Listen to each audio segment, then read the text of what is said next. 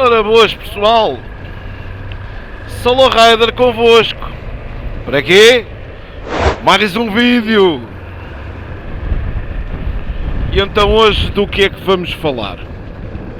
Lembrei-me aí de um tema e primeiro que tudo quero-vos pedir desculpa porque mandei uma patada num dos últimos vídeos dizendo que a moto que eu comprei tinha sido mais cara, 1000 e tal euros. É mentira, Isto não é mentira! assim. Isto Porque há uma é incorreção. mentira! Eu fiz o termo de comparação entre a CF Moto 800 MT Explorer, que custa 12.000 e qualquer coisa euros, e a moto que eu comprei está em patamar inferior ao preço. Embora compitam diretamente no segmento, no mesmo segmento, que é o tema deste vídeo, ela foi mais barata. Claro, depois com os extras a moto ficou quase 1000 euros mais cara e ainda não está completa, mas completa fica quase 1000 euros mais cara que a CF Moto 800 MT Explorer. Então o vídeo hoje retrata o quê? Já dei a introdução, né? Vamos falar do segmento de média cilindrada, nomeadamente trails tourings. Aqui uma gasada. E então porquê o tema deste vídeo agora? É um mercado que está muito em voga, é um segmento que se encontra em completa ebulição, são dois segmentos, dois estilos de motas que têm uma concorrência pela hora da morte umas com as outras e muito impulsionado pelo mercado chinês. Não vamos aqui meter a Yamaha, a Tenere 700 por uma razão muito simples.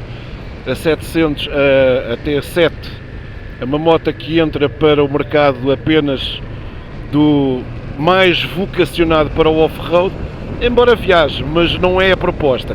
Poderíamos dizer que talvez sim na versão World Ride ou World Rally, porque de outra forma não entra nesse segmento. E então temos estado a ver, e as cilindradas começam ali nos 650 cm3 e vão até aos 800 cm3, 800, e agora vai sair a nova Voz, a DSX 900, mais uma para juntar ao cardápio, porque é um mercado que tem estado com uma disparidade de preços nas gamas de trail e que começa ali na casa dos 8.000 e qualquer coisa euros e atira-se até aos 14 e tal. Mas não deixa de ser uma proposta muito interessante. Porquê? Porque há muita concorrência. Mas aqui há quem opte por oferecer mais por menos dinheiro e há quem opte por oferecer menos por menos dinheiro. Oh, Solo Rider, mas isso não faz sentido. Faz e eu já concretizo.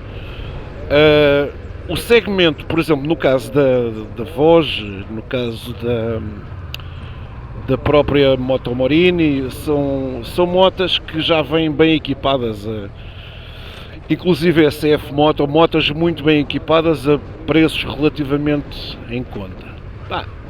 E depois quem é que depois manda a patada? Quem manda a patada neste segmento das trails é a Honda. Será que foi um tiro nos pés?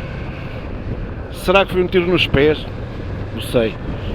Mas é engraçado de ver que neste segmento a Honda é quem mais tem a perder e é quem lançou uma moto que não tinha. O caso da Transalp. Transalp é uma moto que vem completamente despida e custa 10.615 euros. Preço não é chave na mão, porque 450 paus é para documentos, ou seja, tu tens ali 11.000 e uns trocos para meteres a moto, para teres a moto a andar aí em teu nome. Pois claro, pois são 5 packs diferentes e para teres esses 5 packs, largas a peseta. O pack Rally custa-te logo 1000 paus à cabeça. Depois há outro que custa mais 700 e mais não sei o quê, e assim somando as merdinhas todas. Quando tu acabas de equipar uma moto, vais ficar com a moto mais cara 1000 paus, com as bagagens, mais cara 1000 paus do que a CF Moto 800 MT Explorer. Bem, vais optar por comprar uma Honda se tiveres a hipótese de comprar uma já toda equipada, embora chinesa. Se calhar vais optar pela chinesa, né? Isto dá que pensar. É assim que está o mercado. Eu pessoalmente optei por uma moto de origem nipónica. A Suzuki era uma aposta muito interessante, mas não. A 800DE não é uma moto para pigmeus como o Solo Rider. Sim, o Solo Rider é pequenino, mas é gordo. É grande em largura, agora é a altura, esquece lá isso. Manda lá lixar a taça. E então, que optei por uma moto nipónica que eu conseguisse chegar com os pés ao chão, porque esse é o receio de toda e qualquer pessoa, né? Que ia chegar com os pés ao chão. E consegui encontrar 100 kits de rebaixamento. O que é que me apraz dizer de uma coisa e de outra? É uma grande máquina. A estética é discutível, mas se toda a gente gostasse do amarelo, o que é que seria do preto? Anix, não ia ter graça nenhuma. No meio desta história toda, é um mercado que tem tudo para beneficiar o consumidor, com propostas muito interessantes e muito variadas. Tens de QJs, tens Benellis, tens Motomorinis, tens até inclusivamente da Triumph, a Tiger 900. Tens N motas, há N motas no mercado neste momento, no segmento trail, de média cilindrada. Agora cabe-te a ti escolher. O Solo Rider fez uma escolha em questão de consciência, ou seja, o melhor não é o melhor preço neste caso foi o melhor, não é o melhor preço, mas porque apostei numa coisa que se chama o critério de garantia de qualidade e fiabilidade.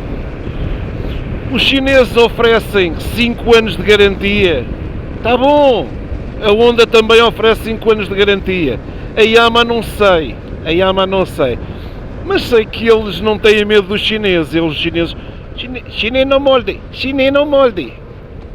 arigato. É um mercado muito engraçado.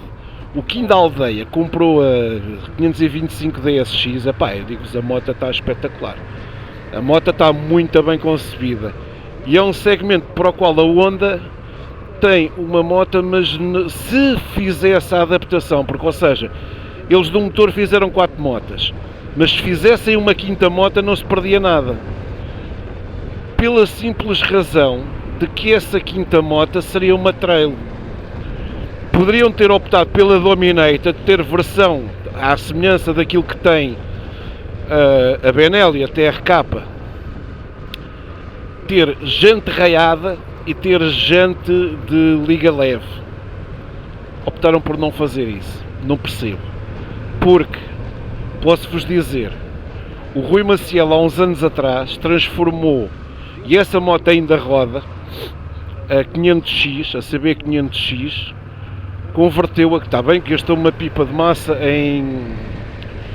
em alterações à moto, conseguiu homologá-la, e tem uma aposta ganha, a moto ainda hoje circula. O que é que acaba por acontecer? É o calcanhar daqueles da Honda, porque ia ter concorrência direta para fazer a Mach-Bor e a Voz, e não tem, pura e simplesmente não tem. Porque não me admira que mais coisa, não é mais coisa menos coisa, aliás, a CF Moto lançou agora a MT450, portanto, quem está em falha são os nipónicos, ou os nipónicos não lhes interessa competir nesse segmento, porque tem, está bem, tal, tem a 400, tem a CRF 300 Rally em Portugal, mas não tem a 450, estão a ver? Onde é que ela poderia concorrer? Versão legalizada para a estrada. Sei que em Espanha ainda há, mas em Portugal não há. A própria Yamaha tem nas motas de enduro, mas não vais meter uma moto de enduro para fazer o teu commute do dia a dia e depois de vez em quando ires brincar para todo o terreno. Não acontece isso. o que é que acaba por acontecer? Cria-se aqui um vazio que é uma boa base de partida para os chineses, com designs atrativos, motores apelativos e com material já a apresentar boa qualidade. Eles mais coisa menos coisa vão meter a faca no segmento das 4,5, 5 e a seguir vão por aí acima, porque a onda não se mexe, está amorfa, porque a mota, neste caso a NX500, custa 7.500 euros e os gajos estão a dormir na baliza, pura e simplesmente. O que é que vai dar? Dar espaço e abertura, claro, aos chineses. Isto tudo para vos dizer o quê? Não se admirem que mais coisa menos coisa os chineses já sejam líderes no mercado em termos de venda de motociclos nas gamas Touring Trail de média cilindrada, porque eles estão a apostar muito forte. Os homens estão a meter a carne toda no assador. Além de já terem metido as unhas de fora, eles experimentaram com a Benelli e com a 502. Não foi um flop, mas foi uma moto que deixou muito a desejar, porque prometia muito e depois foi o que se viu, né? Portanto, agora cabe-lhes inventar ou se recriarem para reconquistar o mercado. Porque até a Royal Enfield não é exemplo, porque a Royal Enfield tem pouca implementação no mercado nacional. Mas a Royal Enfield, para o segmento das CRFs, é uma moto que vai lá. Mas agora para o resto já não.